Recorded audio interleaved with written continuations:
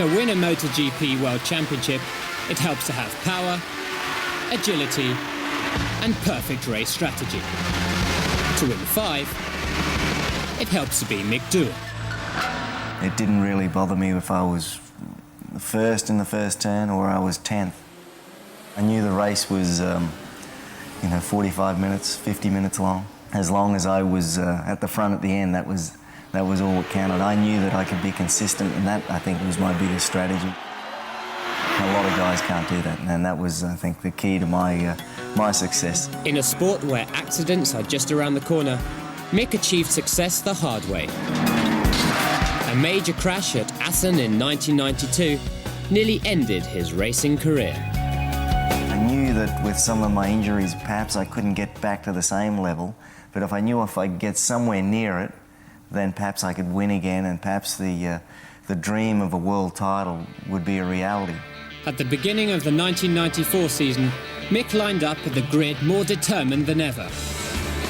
He clinched the first of 9 victories that season at the Malaysian Grand Prix. When you get to that point of actually thinking that you can actually win a world championship, you're competing for a world championship and then achieving it, I think that definitely that's the high point. But certainly there was plenty of high points all the way through the career, but achieving the first world championship is always a bonus. At the Czech Republic Grand Prix, he finally sealed his first world championship and claimed his place in motorcycling history. Winning his second world title in 1995 at the Argentinian Grand Prix, Doohan continued to stand above all opposition. I wouldn't think there was one guy I really had to beat. I had to beat everybody. So I had to work harder than these guys, mentally, physically. But it was also interesting not knowing who was going to be the challenge for next year. Every year there'd be a different challenger, it seemed. In 1996, it was teammate Alex Greville that launched the attack.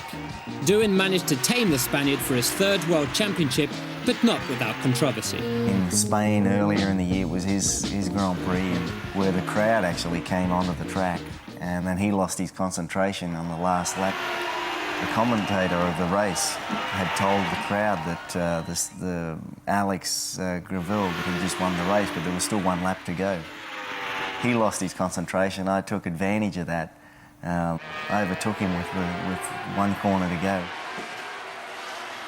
He crashed trying to recover from it, and I think that stuck in his mind that he's not going to let me win my home Grand Prix. In Australia, his battle with Greville continued in spectacular fashion. We were running good, and we did touch a couple of times on the lap, or even on that lap, but throughout the Grand Prix. And then it got to the point I picked up the speed for the last lap, as I was doing a lot in that year. I will survive in Mama 5, in Mama 5, I will survive.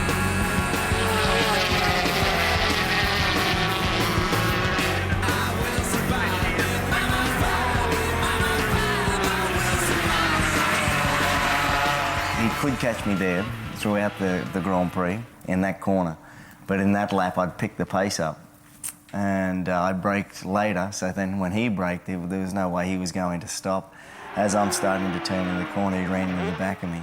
We both crashed. Another rider from another team won. It wasn't the best result for our team. But honestly, I was quite upset also because it was the Australian Grand Prix. You lean on the right. No, you weren't. I was on the inside. But in the end of the day, it's racing. We're both competitive.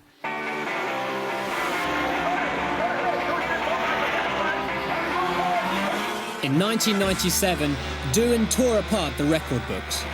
In one season, he totaled 12 Grand Prix victories, 12 pole positions, and a record 340 Grand Prix points.